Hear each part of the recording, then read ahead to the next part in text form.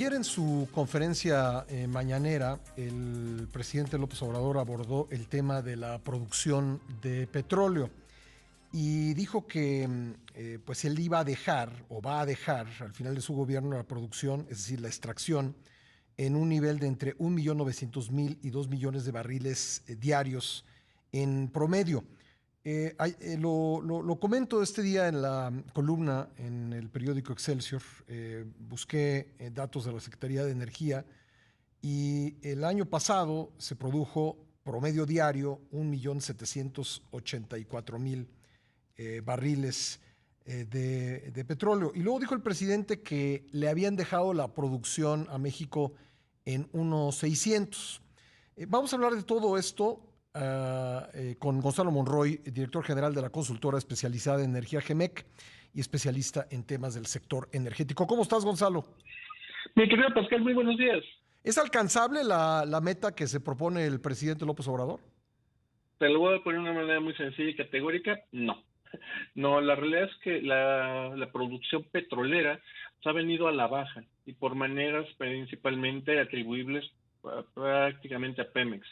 Hay que entender de que de este 1.600.000 que estamos produciendo el día de hoy, aproximadamente 1.5 millones son de Pemex, mientras que 100.000 son precisamente de producción de empresas privadas. Ayer el presidente dijo que solo 20.000 de los contratos privados. ¿Es verdad esto? No, No. ahí justamente iba a decirte de la diferencia de los datos. Aquí hay que entenderlo claramente. Los datos que reporta Pemex no son los datos oficiales. Los datos que se utilizan, sobre todo para el cálculo de derechos de aprovechamientos, son los datos de la Comisión Nacional de Hidrocarburos, la cual precisamente es la que reporta los números que te estoy comentando. De acuerdo. Bueno, entonces no es alcanzable. ¿Qué tendría que hacer Petróleos Mexicanos para poder llegar a ese nivel? ¿Tendría que encontrar nuevos campos? ¿Tendría que hacer que los actuales produzcan más? ¿Qué tendría que hacer? La principal es detener justamente la declinación. Eso es lo más importante de los campos ya existentes. Y de aquellos, justamente la producción de Kumalopsab. Kumalopsab, el mayor activo petrolero que tenemos, está produciendo pues prácticamente ya 100.000 barriles menos comparado apenas con 2 años de esa administración. Sí. Ha venido bajando progresivamente. Hay gran parte de la estrategia que hizo el presidente López Obrador fue la de los famosos campos prioritarios, que palabras más, palabras menos, eran campos chicos, hay que llamarlo de esa manera, chiquitos, que podían ser llevados muy rápidamente a la producción. Y esta gran apuesta fue lo que tuvieron. En diciembre de 2018, en Campeche, él hablaba y decía de que se iban a hacer 40 descubrimientos anuales, los cuales iban a ser justamente esa columna vertebral, y al año siguiente se iban a volver 40 de producción. Pemex iba a tener 40 nuevos descubrimientos y así sucesivamente. La realidad, Pascal, es de que de esos 40 campos prioritarios, pues solamente hubo 20 que se desarrollaron en el año 2019, de los cuales 17 solamente fueron los que efectivamente se llevaron a producción. Y todos estos campos pequeños, pues apenas están dando un volumen de poco más de 270.000 barriles diarios. La realidad es que es una cosa todavía muy chiquita y no se puede considerar significativa. Bueno, entonces, y es verdad que, porque ayer el presidente lo puso en números redondos, dijo, nos dejaron la producción en 1.600.000 barriles diarios.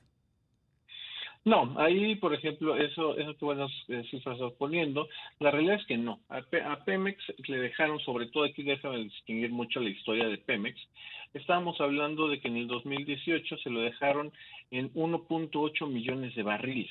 Ahí es donde estaba justamente la producción petrolera, de los cuales en ese año, 2018, la producción de los privados apenas era, ahí sí, de 20.000 barriles. La diferencia es que Pemex ha seguido perdiendo producción, mientras que los privados, de nuevo, es una base muy chiquita, ya alcanzó la cifra de los 100.000 barriles diarios.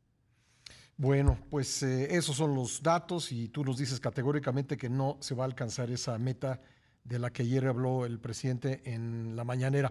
Oye, por otro lado, respecto de las explosiones ayer en el sur de Veracruz y particularmente en la refinería Lázaro Cárdenas, ¿esta es una de las refinerías que se están reconfigurando o modernizando? No, es principalmente una que está teniendo ahorita estas mantenimientos, rehabilitaciones. Sí. La realidad es que siempre lo hemos platicado, Pascal, la realidad es que el dinero no alcanza, a pesar de que se pueden ser cifras muy rimbombantes o estratosféricas para un ser humano común y corriente, para la industria petrolera, especialmente para una empresa del tamaño de Pemex, son inversiones minúsculas. Y vamos a ponerle número.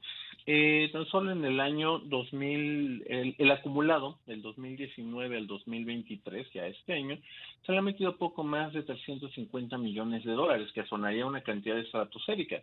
Pero una sola refinería se le está metiendo, se le requiere más de 5,000 millones de dólares. Obviamente es una cantidad totalmente insuficiente para poder hacer las cosas de manera correcta. Prácticamente el dinero fresco, el dinero nuevo, se ha ido precisamente para Dos Bocas y muy pocas inversiones significativas para alguna de las otras refinerías. Bueno, ¿cómo, digo, a reserva de que se haga la investigación, qué pudo haber provocado estas explosiones el día de ayer? Qué bueno que me haces esa pregunta. Tengo entendido, Pascal, que no son explosiones, sino incendios. Incendios. Y eso es importante sobre todo para saber si van a continuar operando o no lo harán. En el caso de la refinería parece que es un error humano, la primera indicación que hay, y de nuevo, a reserva justamente de lo que hay una investigación mucho más profunda, parece que es justamente un error humano, donde hubo una apertura de una abrida de una válvula cuando estaba presurizada, y obviamente esto llevó a un derrame, lo cual por desgracia rápidamente se convirtió en un incendio. Ahí no debería de haber una interrupción de la refinería de manera prolongada, a pesar de que parece ser o al menos de nuevo las primeras indicaciones, parece que hay fatalidad de dos trabajadores. Es una tragedia. En el caso de Tuzandépetl, en ese caso hay que entenderlo, ahí es donde tenemos las cavernas, ahí es donde utilizamos estos depósitos, estos domos salinos, como un tipo de almacenamiento. Ahí es donde México inyecta una parte de su petróleo, digamos que se deja guardar o reposar, si lo quisiéramos llamar de esa manera. Ahí parece ser que en obras de mantenimiento, el equipo justamente que le estaba dando mantenimiento sufrió de nuevo también una chispa, y esto llevó justamente a lo que vimos en esas escenas, hay que decirlo, bastante dantescas. Sí. No se sabe todavía el día de hoy cuánto del petróleo acumulado en la Se caverna consumió. se consumió, lo cual, para darle una idea a la gente, se alcanza una capacidad de 700,000 barriles. Poniéndole un número redondo, estamos hablando de un valor equivalente a 45 millones de dólares. Bueno, pues tengo que dejarlo ahí, Gonzalo, pero muchas gracias por estas explicaciones, muy amable. Claro que sí, Pascal, te mando un tremendo abrazo a ti y a todo tu público. Igualmente, gracias. Gonzalo Monroy, director general de la consultora GEMEC y especialista en temas del sector energético.